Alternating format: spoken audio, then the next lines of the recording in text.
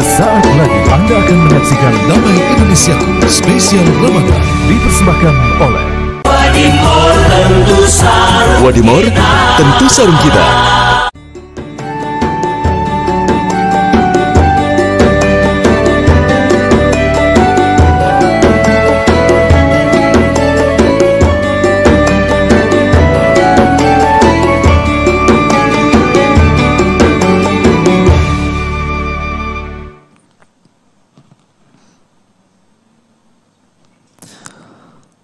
أعوذ بالله من الشيطان الرجيم. بسم الله الرحمن الرحيم.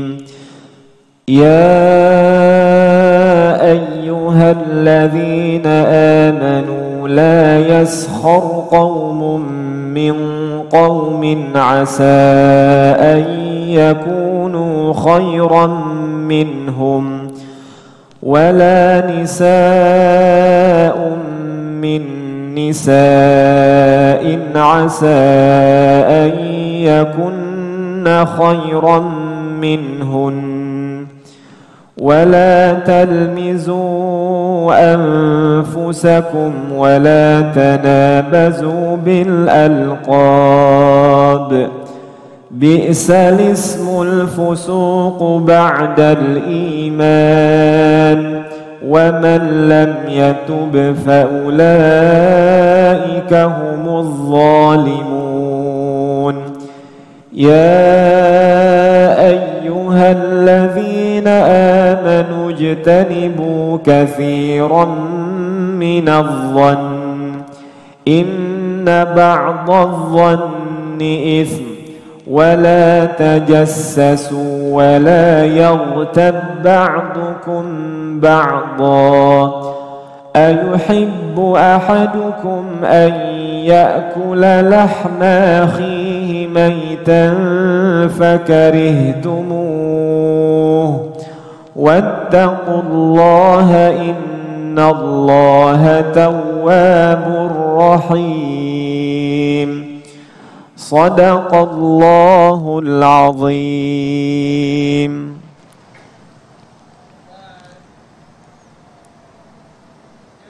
Assalamualaikum warahmatullahi wabarakatuh. Alhamdulillahirabbil alamin wa bihi nasta'in wa ala umri dunya waddin wassalatu wassalamu ala asrofil anbiya wal mursalin wa ala alihi washabihi ajmain. Rabbis roli sodri wa yasirli amri wahlul uqdatam min lisani yafqahu qauli. Pemirsa, segala puji kita panjatkan bagi Allah Subhanahu wa Ta'ala. Salawat serta salam juga kita haturkan kepada junjungan besar kita, Nabi Muhammad Sallallahu Alaihi Wasallam. Alhamdulillah, senang sekali pada siang hari ini saya Aditya Nugroho dapat menjumpai Anda semua dalam majelis ilmu Damai Indonesiaku spesial Ramadan. Dan semoga kita semua masih diberikan semangat untuk menjalankan ibadah puasa di bulan Ramadan ini. Tema kita hari ini merupakan sebuah tema yang sangat penting yang akan membahas tentang menjaga diri dan keluarga dari penyakit hati. Kita akan membahas mengenai apa yang dimaksud dengan penyakit hati, macam-macam penyakit hati, bahaya penyakit hati, dan bagaimana cara melindungi diri dan keluarga dari penyakit hati ini. Sudah bersama kita di sini ada guru-guru kita, yaitu ada Ustadz Amir Faisal dan Ustadz Erik Yusuf yang akan menyampaikan tausiahnya kepada kita semua. Disiarkan langsung dari Masjid Darussalam, Perumahan Taman Sari Persada, Jalan Persada Golf Raya, Jati Bening, Bekasi. Inilah Damai Indonesiaku spesial Ramadan yang dipersembahkan oleh Sarung Wadimor, tentu sarung kita. Selamat menyaksikan. Bismillah, salatu wassalamu rasulillah wa ala alihi wa sahbihi wa mawala.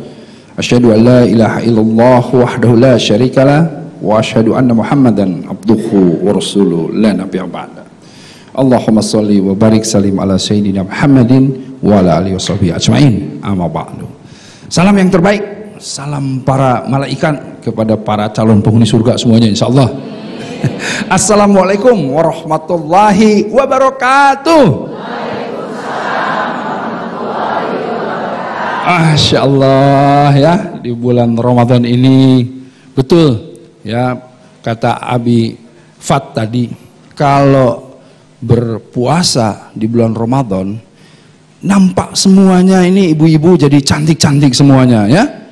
Tadinya cantik tapi jadi lebih cantik. Bapak-bapak juga,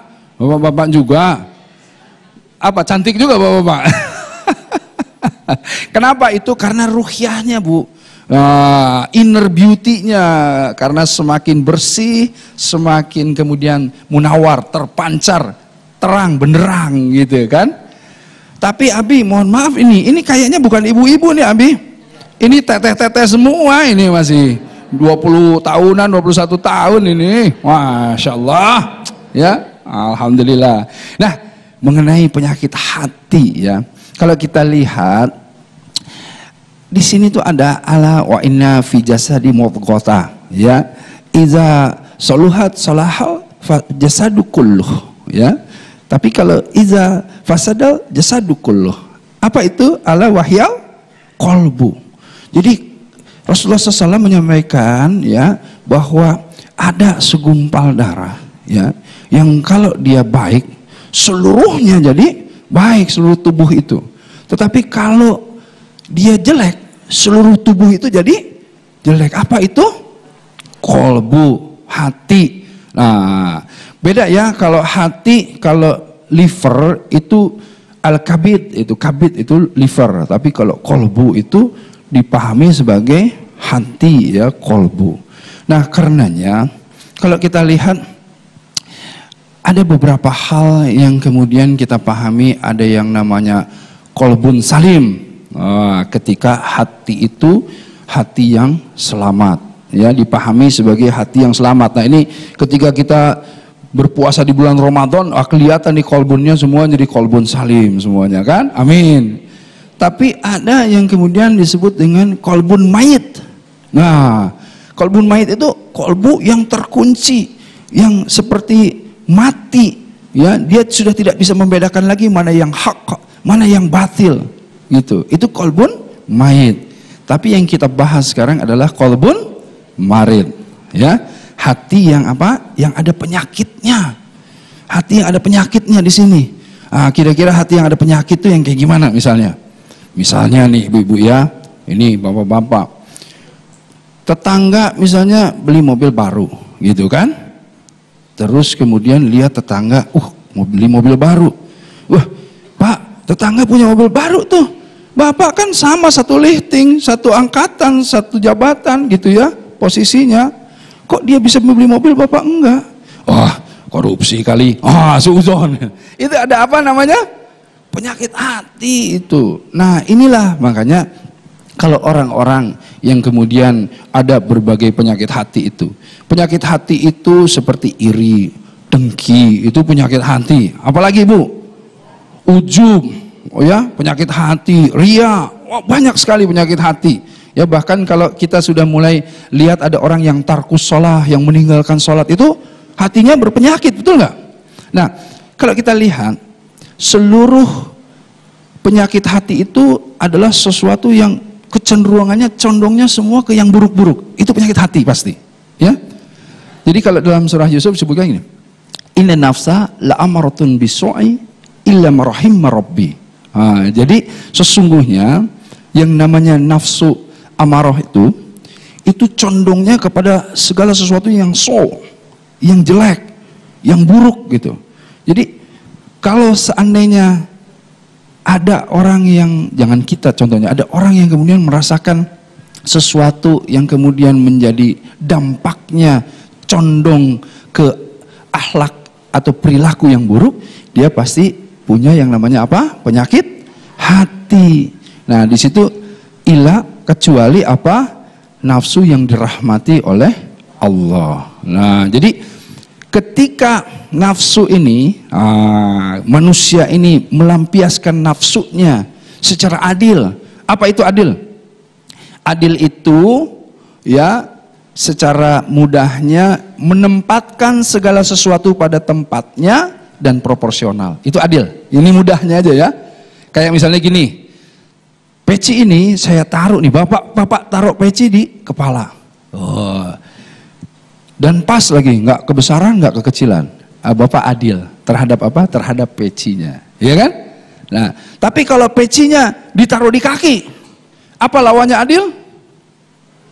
Lawannya apa? Tidak adil. Gitu. Lawannya adil, zalim.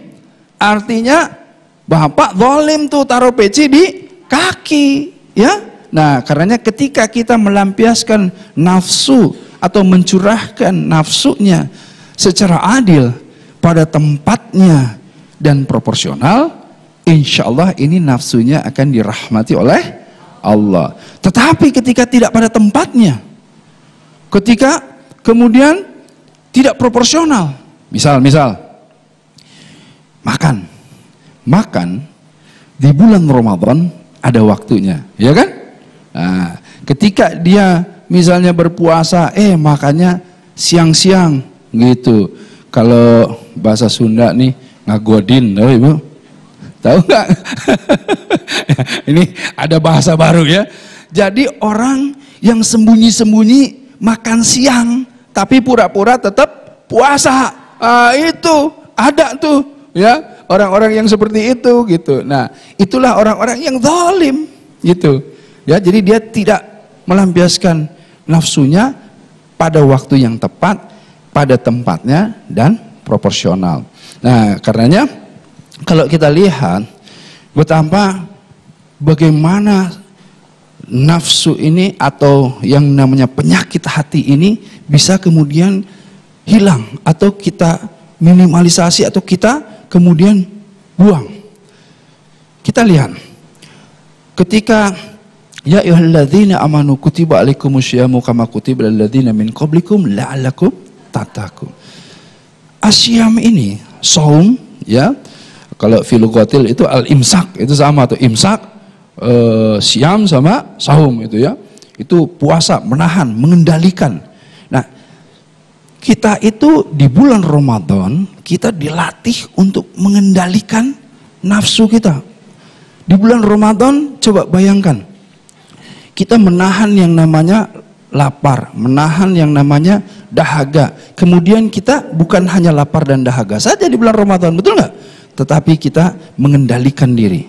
Ya, kita mengendalikan diri dari apa? Dari perkataan-perkataan yang buruk, dari pandangan-pandangan yang tidak tepat, dari apa yang kita dengar, betul nggak? Artinya penyakit hati itu ditimbulkan dari mana sih sebetulnya? Nah, dari segala sesuatu yang masuk, Bu. Karena apa? Secara fitrah kita diciptakan oleh Allah itu suci, betul nggak? Seperti bayi yang baru lahir, ya kan? Tidak ada dosa. Tetapi kemudian kenapa bisa ada penyakit hati? Karena dia tidak mengendalikan pandangannya. Tidak apa? Godol basor. Ya. Kemudian dia juga tidak mengendalikan pembicaraannya atau lisannya. Dia tidak mengendalikan apa-apa yang masuk ke dalam dirinya. Nah, itulah karenanya itu harus kita kendalikan, harus kita tahan di bulan Ramadan agar supaya ini terlatih, dan insya Allah setelah bulan Ramadan lulus semuanya ya menjadi manusia-manusia yang baru dengan hati yang fitrah. Ya, insya Allah ya. Alhamdulillah. Ini soalnya udah berdiri, padahal kita bisa bicara gini sampai subuh ya. Udah dikodein itu. Udah dikodein gitu. Baik. Masya Allah, luar biasa tausiah dari Ustadz Erik Yusuf atau yang biasa kita sapa dengan panggilan Kang Erik. Jadi hati ini dibagi menjadi 3 kelompok, yaitu hati yang sehat yaitu kolbu sahih, hati yang sakit yaitu kolbu marid, dan hati yang mati yaitu kolbu mayit. Kang Erik tadi sudah menjelaskan berbagai macam dari penyakit hati dan bahayanya penyakit hati. Nah, di segmen 2 nanti kita akan mendengarkan tausiah dari guru kita, ada Ustadz Abi Amir Faisal yang akan menjelaskan tentang menjaga diri dan keluarga dari penyakit hati. Pemirsa, kami masih akan kembali usai jeda pariwara berikut ini. Tetaplah di Damai Indonesiaku Spesial Ramadan.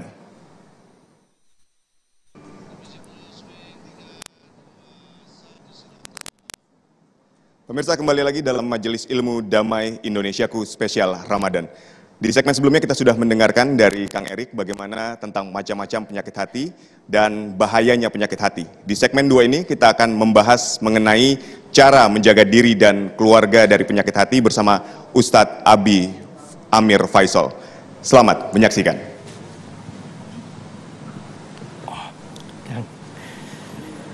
Bismillahirrahmanirrahim. Assalamualaikum warahmatullahi wabarakatuh. Alhamdulillah, wassalatu wassalamu ala rasulillah wa ala alihi wa sahbihi wa mawala. Kang Erik ini sahabat Abi Amir, ayah bunda, doakan semoga selalu berkah hidupnya, berkah keluarganya, sayang istrinya, sayang anaknya, diberkahi pesantrennya, dan kita dikumpulkan di surga. Dan semua yang hadir hari ini diberkahi oleh Allah, dikumpulkan di surganya Allah Subhanahu wa Ta'ala, disambut oleh para penghafal Quran dengan mahkota yang indah, insya Allah semuanya. Ayah bunda rahmatullah, saya ingin tanya, tempatnya hati itu di mana? Di sini, atau di sini? Halo? Jadi hati itu di mana? Di sini ya. Coba sama-sama. Hati itu di mana? Lagi, hati itu di mana? Di sini. Kalau sakit di mana? Di sini juga ya. Jadi kalau sakit hati di mana? Di sini. Kita punya hati berapa Bapak Ibu? Satu. Karenanya sayangi hati kita. Jangan dibikin sakit. Supaya tidak sakit gimana caranya? Jangan masukkan urusan dunia ke dalam hati. Coba pegang dadanya semuanya. Ya, supaya tidak sakit.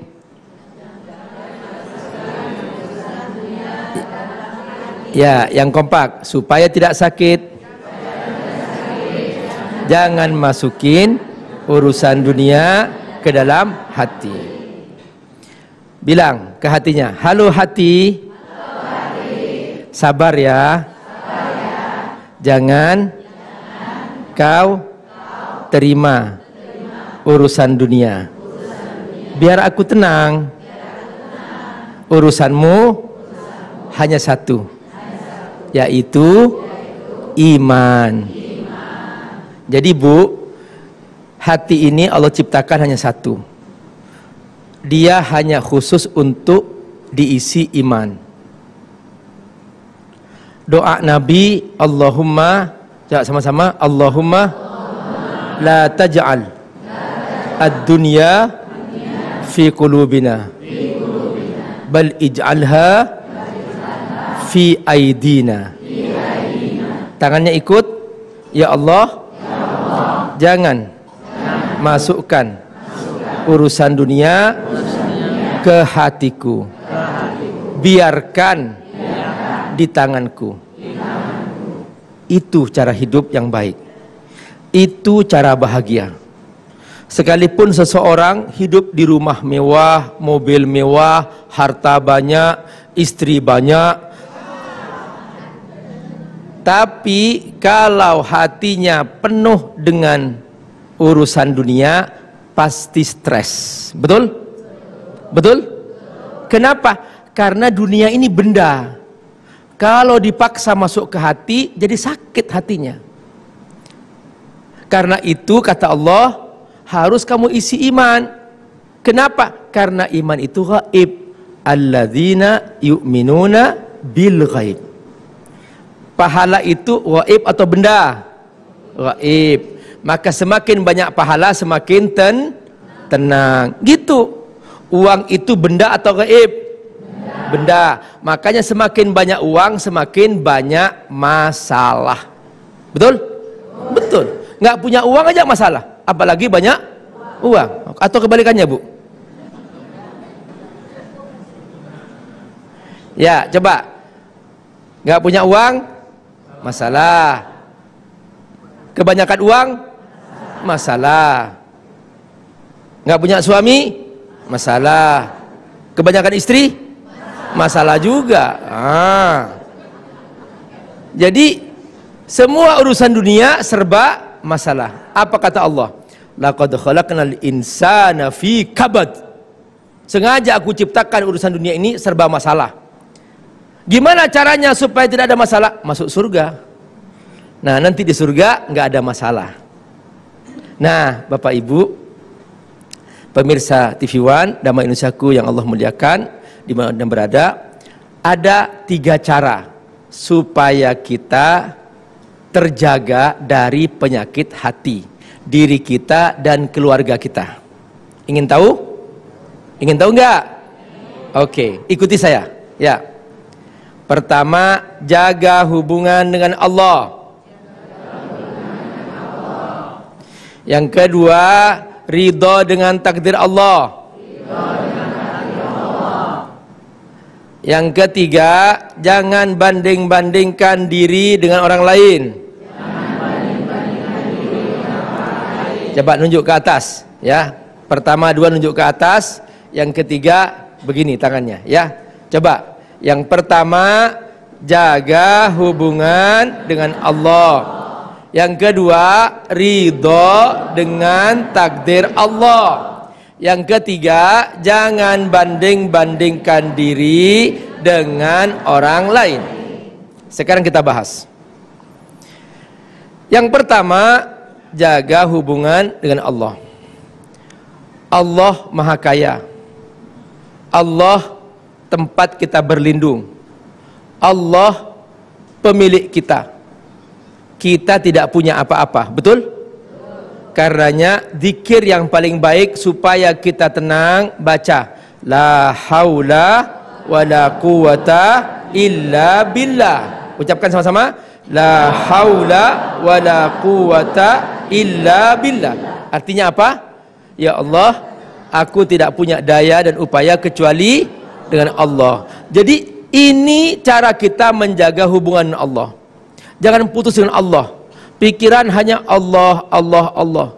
Tujuan hidup hanya Allah, Allah, Allah. Lidah bergerak hanya Allah, Allah, Allah. Makanya kalau sering berzikir la haula wala quwata illa billah. Kata Nabi apa?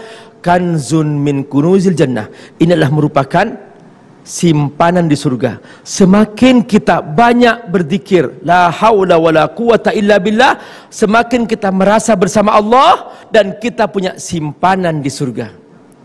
Itulah ketenangan hati. Maka rumah tangga nanti bikin kompak. Ayah nanti kasih tahu istri, ayo mah kita bangun pagi zikir la haula wala quwata illa billah. Jangan lepas, setiap saat ucapkan itu. Semakin banyak kita menyebutkan ini, semakin banyak simpanan di surga. Ini cara kita menjaga hubungan dengan Allah. Cara yang kedua, supaya kita selalu bersama Allah, ucapkan selalu Bismillahirrahmanirrahim. Apa ucapkan? Bismillahirrahmanirrahim. Mau makan? Bismillah. Mau tidur? Bismillah. Masuk rumah? Bismillah. Pokoknya mau naik mobil, berangkat kantor, dengan cara ini setan tidak akan mendekat. Karena setan tidak akan pernah masuk ke rumah yang dibacain bismillah. Di rumah orang yang selalu baca bismillah, setannya krempeng karena nggak kebagian makan di situ. Tapi di rumah orang yang nggak pernah baca bismillah, setannya gemrot-gemrot karena di situ dia bilang ke teman-temannya, bro, di situ itu banyak makanan. Kenapa? Karena nggak baca bismillah. Wah, langsung di situ kebagian banyak setannya. Halo, siap jaga hubungan Allah? Siap. Yang kedua apa? Ridho dengan takdir Allah. Bu, yang mentakdirkan kita punya wajah begini siapa? Allah. Ridho enggak? Ridho. Jangan diubah-ubah. Kalau terlanjur hidung pesek, ya sudah biarin aja. Emang sudah begitu mau dioperasi? Terlanjur mata belok, ya sudah biarin aja. Masing-masing punya style dari Allah. Coba ibu tanyakan kepada bule-bule, mereka tuh ingin seperti punya kulit kita. Nah, kita pengen punya kulit putih seperti bule. Nah, udah ridho aja dengan takdir Allah. Halo? Ibu harus ridho dengan suami ibu. Siap? Bapak harus ridho dengan istri bapak. Betul? Ada pertanyaan, Pak Ustadz boleh nggak mencintai istri orang lain? Ya haram lah. Nggak usah tanyakan, itu jelas haram. Itu wilayah lain lagi. Sudah punya suami kenapa dicintai? Nah, halo, senyum-senyum bapak nih. Jadi ridho dengan istri, ridho dengan suami. Pak Ustadz, suami saya nggak kaya, ridho karena rezeki dari siapa? Allah. Wa fis samai rizqukum wa ma tu'adun. Dengan cara itu kita tenang, Bu. Nggak apa-apa kita hidup di rumah sederhana, di rumah yang mungkin dia hanya plesteran pakai semen, tapi ibu itu halal daripada rumah mewah tapi korupsi. Mana lebih yang baik? Mana lebih baik? Yang sederhana tapi halal, tapi juga yang besar tapi halal. Oke. Yang ketiga apa? Jangan banding-bandingkan dengan orang lain. Tadi Kang Erik bilang, jangan ngintip-ngintip tetangga. Tetangga tuh kok sudah punya mobil, kita gimana sih? Dari situ awal korupsi. Jadi istri datang, ya suami datang dari kantor, "Pah, kapan kita punya mobil?" Tetangga sudah punya mobil. Kata papanya, "Mau kok, mau." Sudah setelah itu dia tiba-tiba pulang bawa mobil. Setelah itu langsung datang KPK, ditangkap. Kenapa? Karena dari banding-bandingkan dengan orang lain. Ingat 3 hal supaya ridho, supaya bahagia. Tadi pertama apa? Jaga hubungan Allah. Yang kedua, ridho dengan takdir Allah. Yang ketiga, jangan banding-bandingkan diri dengan orang lain. Masing-masing punya takdir, ya. Insya Allah. Oke. Masya Allah, luar biasa tausiah yang disampaikan oleh Ustadz Abi Amir Faisal mengenai bagaimana cara menjaga diri dan keluarga kita dari penyakit hati. Supaya kita tidak terkena penyakit hati, pertama jangan masukkan urusan dunia ke dalam hati, dan supaya kita tetap tenang, urusan dunia itu hanya ada di tangan kita. Dan 3 cara yang tadi disampaikan oleh guru kita untuk menghindari penyakit hati, yaitu menjaga hubungan baik dengan Allah, ridho terhadap ketetapan Allah, dan jangan membanding-bandingkan diri kita dengan orang lain. Pemirsa, di segmen selanjutnya kami akan mengisi dengan segmen tanya jawab. Jadi semua hadirin atau jemaah yang hadir di sini siapkan pertanyaan terbaik Anda. Kita akan memperdalam tema kita kali ini dengan sesi tanya jawab. Tetaplah di Damai Indonesiaku Spesial Ramadan.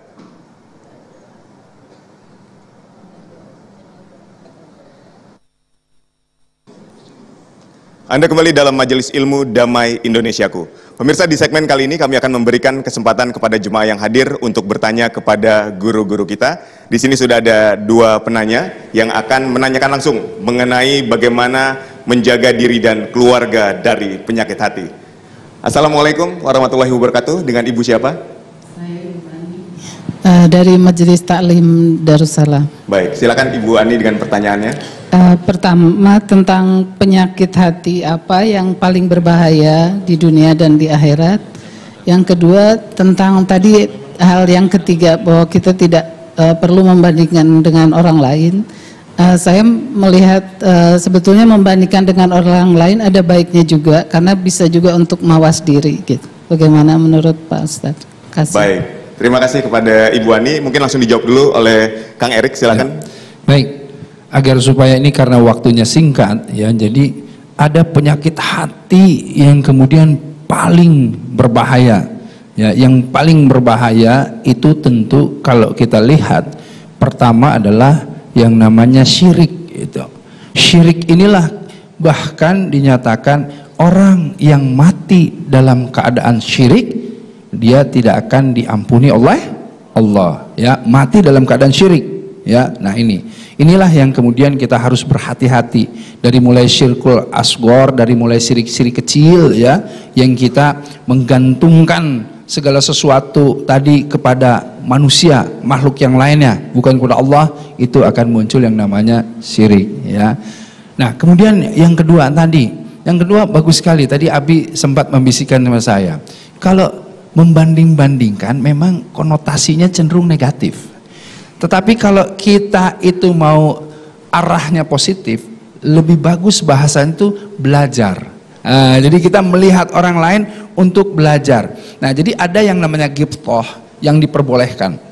Ya, itu ketika apa? Ketika kita melihat ada orang kaya, ya, agniya yang soleh, yang dermawan, ya, itu kemudian dia membagikan hartanya kepada orang-orang yang membutuhkan. Kemudian kita ghibthah di dalam hati ini, ingin belajar bagaimana caranya bisa seperti itu. Ilmu, ya, orang alim yang kemudian seperti guru kita ini Abi Fat yang kemudian membagikan ilmunya dengan ikhlas. Kita juga kemudian di sini ada sedikit ghibthah, cemburu ingin gitu ya. Bagaimana belajar supaya seperti itu. Nah, berbagai hal-hal yang baik yang kemudian kita lihat dan bisa memotivasi kita untuk belajar itu diperbolehkan. Justru didorong mesti seperti itu.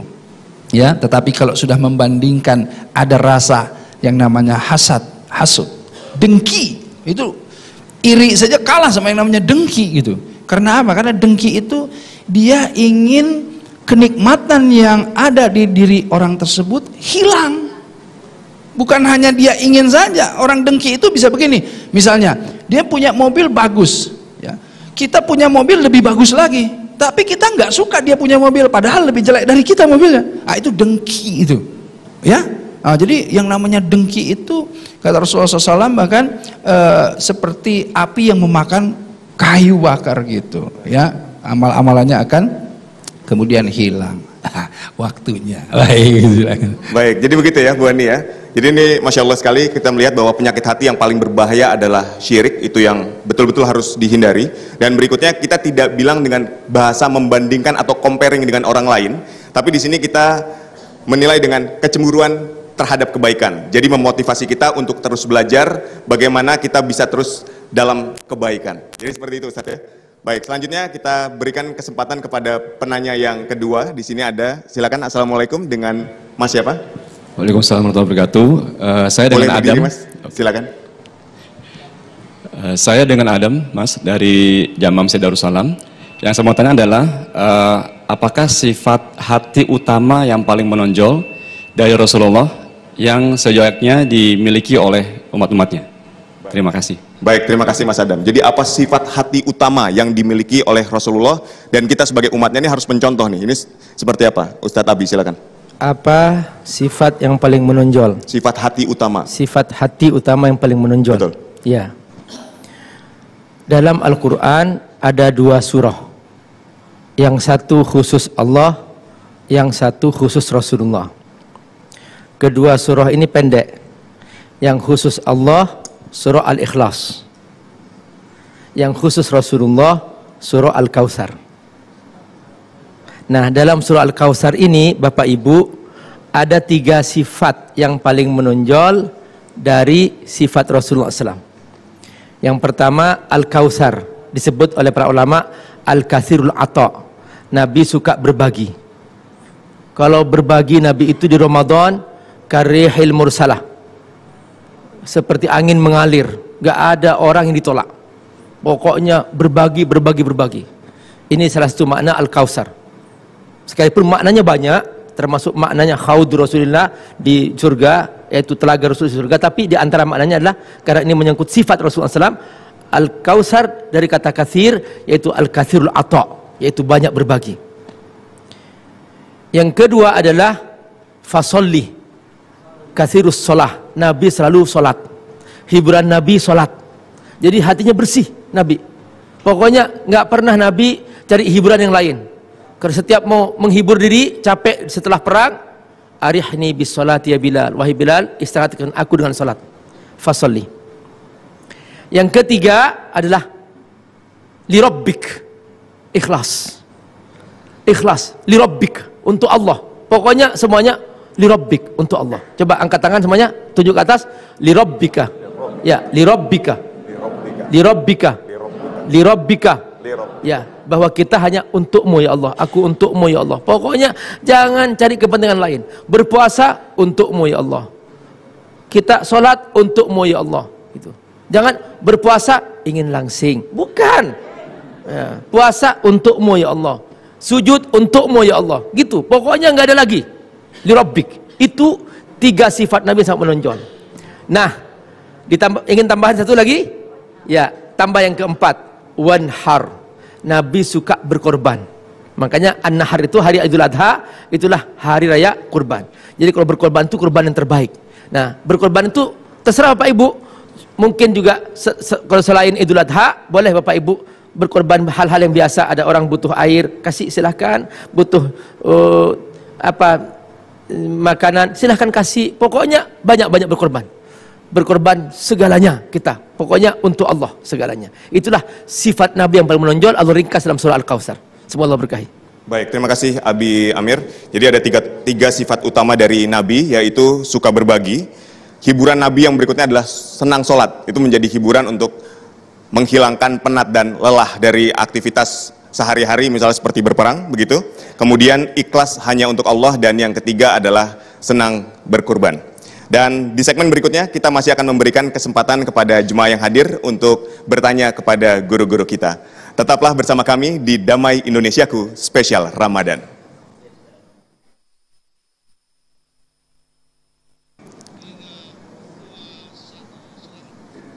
Anda masih menyaksikan Damai Indonesiaku Spesial Ramadan. Pemirsa, di segmen ini kita masih akan memberikan kesempatan kepada jemaah yang hadir untuk menyampaikan pertanyaan kepada Ustadz Abi Amir Faisal dan Ustadz Kang Erik Yusuf, gitu ya. Kita akan memberikan kesempatan. Assalamualaikum, dengan Ibu siapa? Silakan. Baik, Ibu Nana. Ya. Ibu Nana, silakan dengan pertanyaannya. Baik. Permisi Ustadz, mau bertanya tentang qalbun salim. Kita semua menginginkan mengidamkan namanya qalbun salim. Tapi ada penyakit yang namanya ria dan sum'ah kalau masalah. Saya ingin tahu seberapa dahsyatnya penyakit ini mengganggu qalbun salim kita, dan mungkin bagaimana kiat-kiat kita untuk mengatasinya. Baik. Terima kasih. Mungkin pertanyaan Ibu Nana bisa langsung dijawab oleh Kang Erik. Silakan Kang Erik. Baik, Ibu, ya secara singkatnya ria itu dari ro'a, yang artinya orang yang memperbagus perilakunya karena ingin dilihat oleh orang lain dan mendapatkan pujian karenanya. Ya, jadi ada garis bawahnya, dia perbagus untuk mendapatkan pujian. Sama dengan sum'ah. Sum'ah itu dia ingin kemudian dibicarakan oleh orang, ya, dan mendapatkan pujian, ya, atau dihormati oleh orang-orang. Nah, jadi ini berkaitan dengan inna amalu bin niyat. Jadi segala sesuatu amal itu bergantung dari niatnya.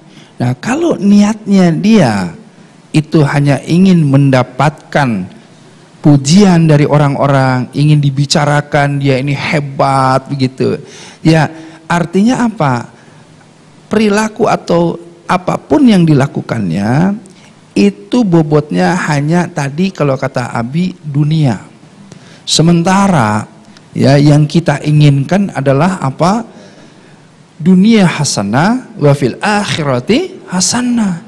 Jadi kita itu ingin di dunia juga mendapatkan hasanah, akhirat juga mendapatkan hasanah. Nah, tidaklah sebetulnya kita akan mendapatkan akhirat yang hasanah jika apapun yang kita lakukan tidak diniatkan lillah atau tadi lirabbika, kan gitu. Nah, jadi intinya untuk apa berpeluh kesah, bersusah-susah kita berbuat kebaikan-kebaikan yang banyak jika itu hanya untuk mendapatkan pujian orang, ya, karena apa? Pujian orang itu tidak kekal. Kalau ibu misalnya ilustrasinya gini, ada orang, oh dikasih sama ibu uang misalnya, dia bilang, oh ibu ini dermawan, dia puji. Ketika dia mau hutang, ibu lagi nggak punya uang, wah ibu ini bakhil sekali, katanya kan gitu.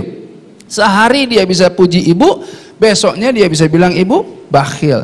Nah, apalagi di zaman sosmed. Nah, ini di zaman gadget ini hati-hati ibu. Ya, jangan sampai niat itu menjadi ria. Tetapi ibu bisa geser niat itu kepada syiar.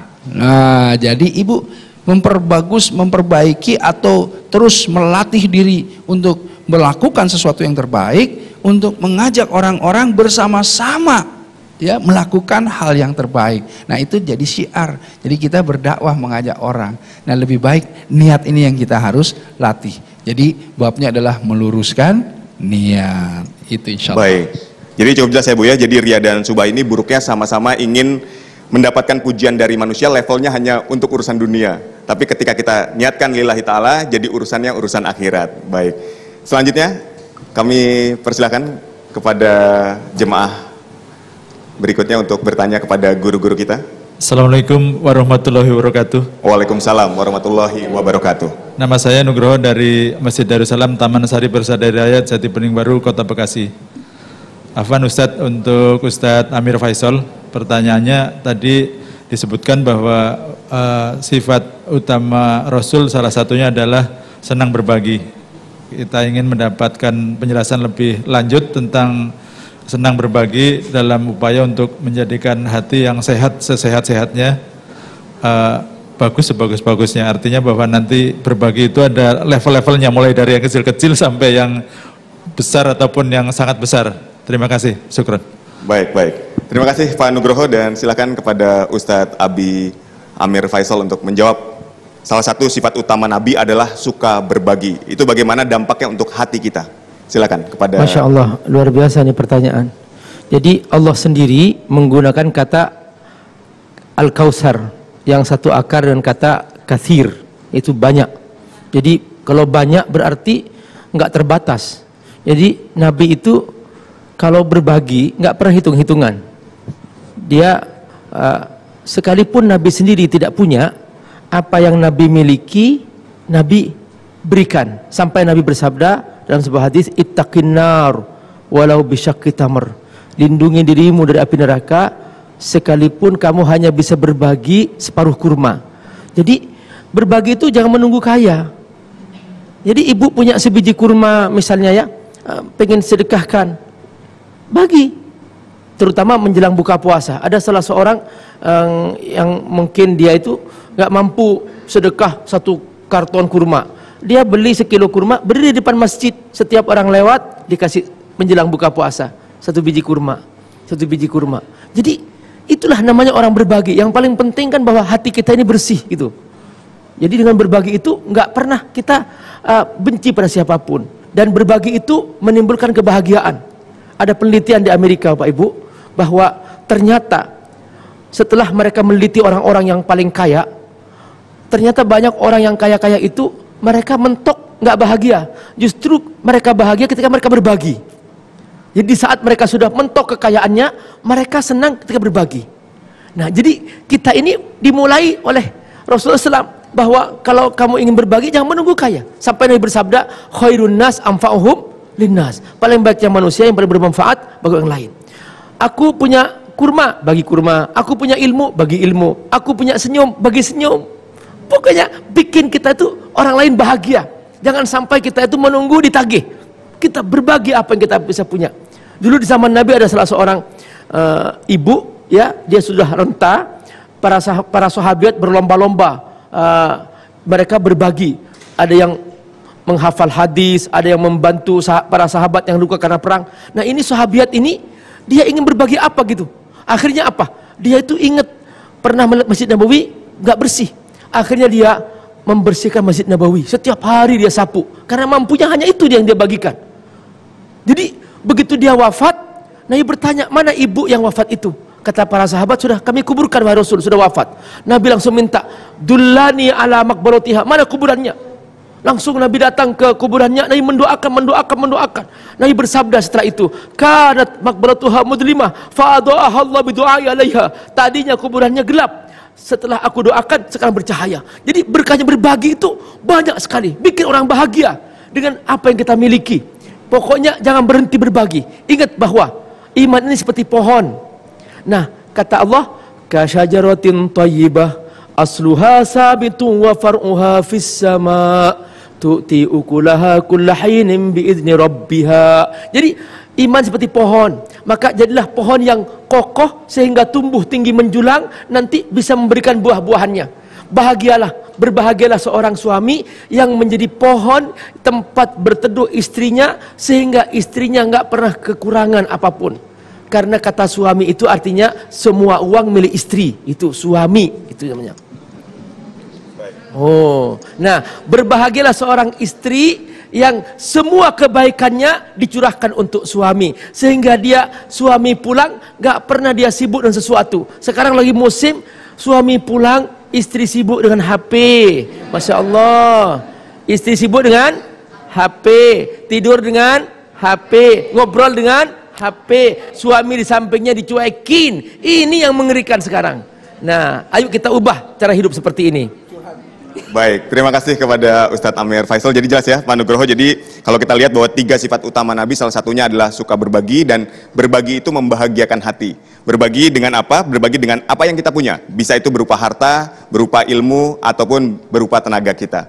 Mungkin itu yang bisa disampaikan. Dan pemirsa, di segmen selanjutnya kami akan menyampaikan atau kita akan mendengarkan pertanyaan dari masyarakat, tayangan yang sudah kita rekam tentang berbagai isu seputar Ramadan. Kita akan menyaksikan itu. Anda dapat menyaksikannya usai jeda pariwara berikut ini. Tetaplah di Damai Indonesiaku. Saya menangis itu dapat membatalkan puasa. Apabila air mata masuk ke dalam lubang hidung atau tertelan oleh kita, maka puasa kita bisa menjadi batal. Menurut saya menangis itu tidak membatalkan puasa asalkan air mata itu tidak mengalir sampai ke mulut dan tidak tertelan. Menurut saya kalau menangis pada saat kita puasa itu tidak membatalkan puasa, karena menangis adalah perbuatan alami manusia. Baik, baru saja kita mendengar pendapat dan pandangan masyarakat mengenai menangis apakah membatalkan puasa. Ada yang jawab membatalkan, ada yang menjawab tidak membatalkan puasa. Nah, untuk lebih jelasnya kita akan langsung minta tanggapan kepada Kang Erik Yusuf. Silakan Kang, apakah menangis ini membatalkan puasa atau tidak? Silakan Kang Erik. Baik. Jadi kalau kita pahami ya, sesuatu yang membatalkan puasa itu kan tentu makan dan minum ya, yang kemudian dia masuk ke dalam jauf, jadi masuk ke dalam rongga ini ya, dan yang lain-lain yang kita pahami. Dalam konteks menangis ya, kalau seandainya yang dikhawatirkan adalah perasaan ya, ini juga sebetulnya tidak membatalkan puasa ya, karena dia perasaannya baper ya, sedih gitu. Ya itu karena kemudian ekspresinya kemudian menangis, ini tidak membatalkan kecuali kalau nangis ini sengaja ditelan. Kalau ketelan saja nggak apa-apa. Kalau ketelan saja nggak apa-apa ya, apalagi sengaja ditelan dan kata Abi 1 gelas lagi, apalagi kalau dicampur sirup lagi. Jadi nangisnya dicampur sirup dulu 1 gelas baru ditelan gitu ya.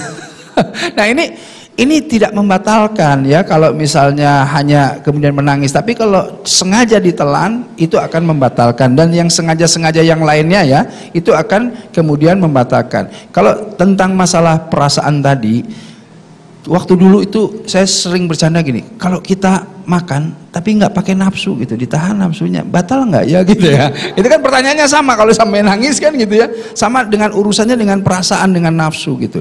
Nah ini juga kalau seandainya semua yang masuk ke dalam jauf ini, ke dalam rongga ini ya, semacam pengobatan, itu juga sama ya, pengobatan diinfus ya, itu kan masuk ya, atau dari dukul atau dubur ya disuntik, itu juga sama, itu bisa membatalkan ya. Jadi makanya sesuatu yang masuk ke dalam tubuh seperti infus dan lain-lain ya, yang kemudian masuk ke pencernaan, intinya itu akan membatalkan. Jadi kalau tadi yang menangis tidak kemudian sengaja tertelan tidak apa-apa, tapi kalau sengaja ditelan itu batal ya. Itu kurang Baik, ini sudah sangat jelas ya jawabannya ya. Jadi menangis itu tidak membatalkan puasa selama air matanya tidak dengan sengaja ditelan. Jadi seperti itu. Nah, berikutnya kita akan menyaksikan video pertanyaan dan pandangan masyarakat seputar Ramadan berikut ini. Selamat menyaksikan.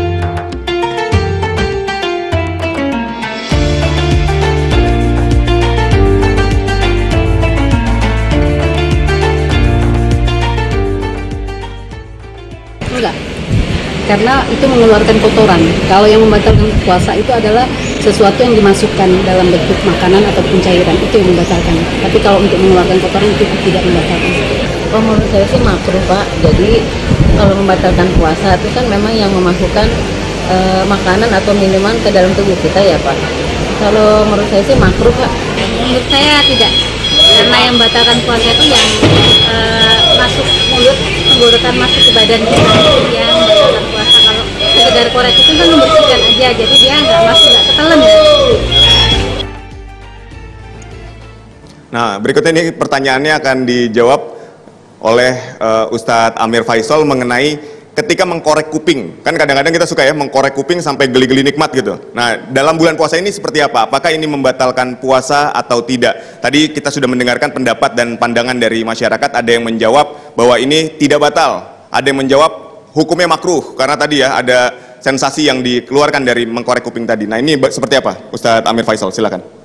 Ya, kalau Bapak Ibu membaca apa saja yang membatalkan puasa, kita akan menemukan pertama al-aklu wasyurbu amdan, yaitu makan dan minum dengan sengaja. Yang kedua al-jima, melakukan hubungan suami istri. Yang ketiga al-istimna, mengeluarkan mani. Terus yang keempat haid dan nifas. Terus yang kelima adalah murtad, keluar dari Islam. Jadi nggak ada menangis batalin puasa, nggak ada. Terus ngorek kuping nggak ada. Jadi itu. Nah, jadi pokoknya diingat kata kuncinya.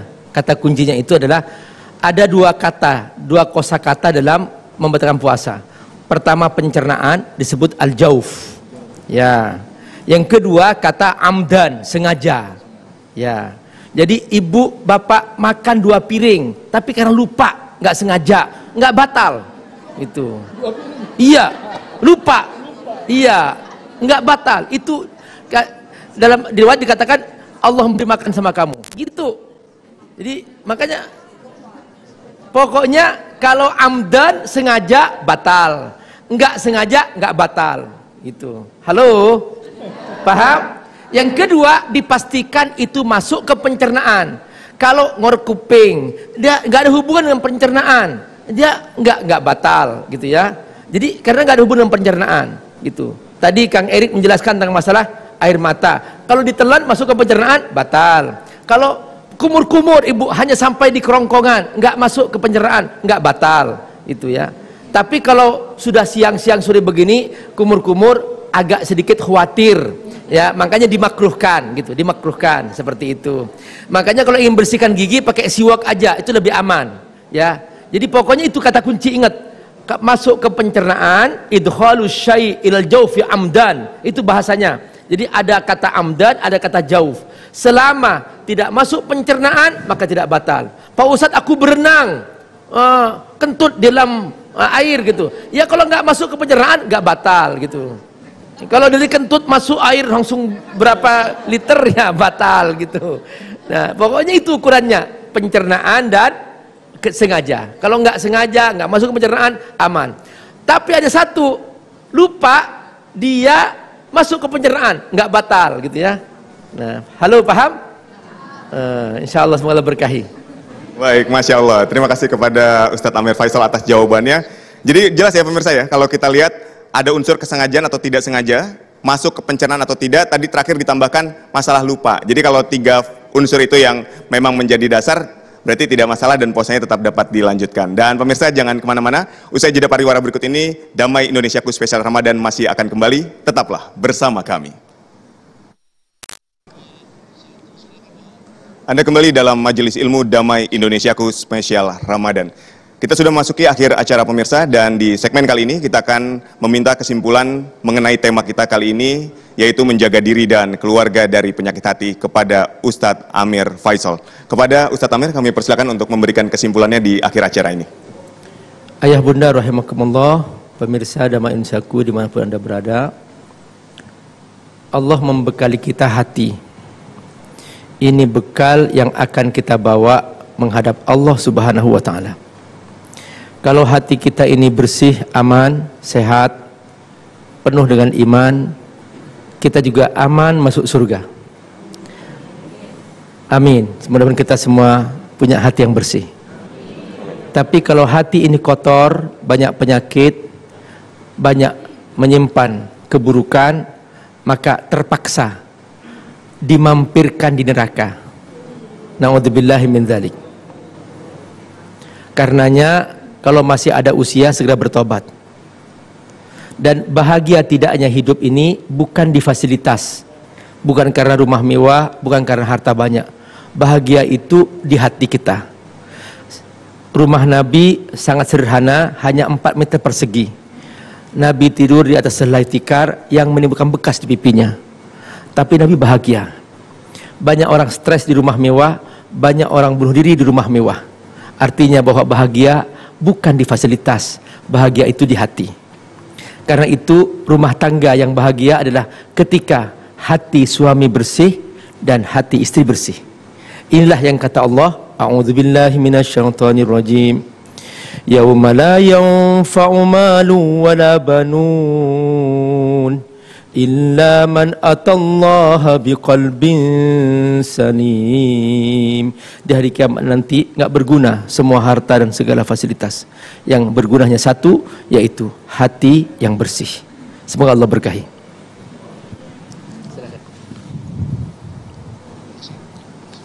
Baik, terima kasih atas kesimpulan yang disampaikan Ustadz Amir Faisal. Dan pemirsa, demikianlah program Damai Indonesiaku spesial Ramadan edisi kali ini. Saya Aditya Nugroho mewakili kru yang bertugas pamit undur diri. Terima kasih atas perhatian Anda. Wabillahi taufik wal hidayah. Wassalamualaikum warahmatullahi wabarakatuh. Izin kita sama-sama berdoa, izin Abi. A'udzubillahi minasyaitonirrajim. Bismillahirrahmanirrahim. Allahumma shalli wa barik salim ala sayyidina Muhammadin wa ala alihi wasallam. Ya Allah, Allah subhanahu malikul qudusus salamul mu'minul muhaimin azizul jabbarul mutakabbir. Ya Allah, ya Allah, ya muqallibul qulub tsabbit qulubana ala dinik. Ya Allah, tsabbit qulubana ala taatik. Ya Allah, tsabbit qulubana ala imanik. Ya Allah, ya Allah, di hari yang baik ini ya Allah, bersama orang-orang yang baik ini ya Allah, di bulan yang baik ini ya Allah, dengan menyebut nama-namamu ya Allah, ijabah doa-doa kami ya Allah.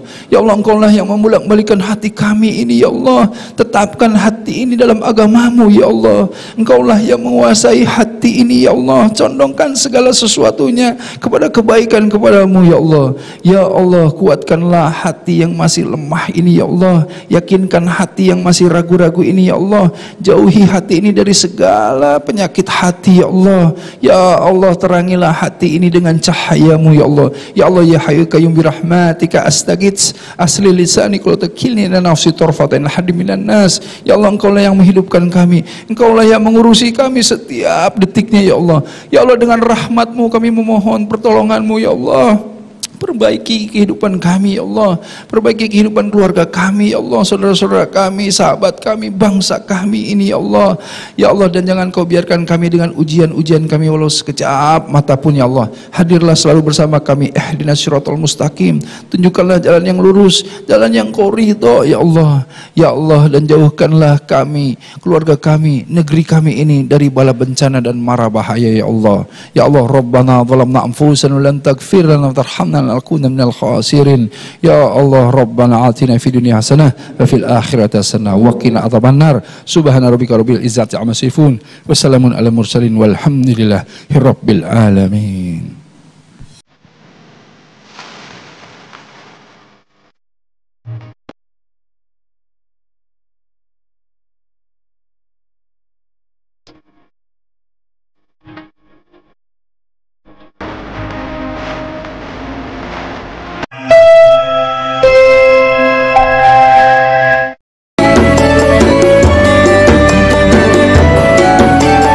Saja menyaksikan Damai Indonesiaku spesial Ramadan dipersembahkan oleh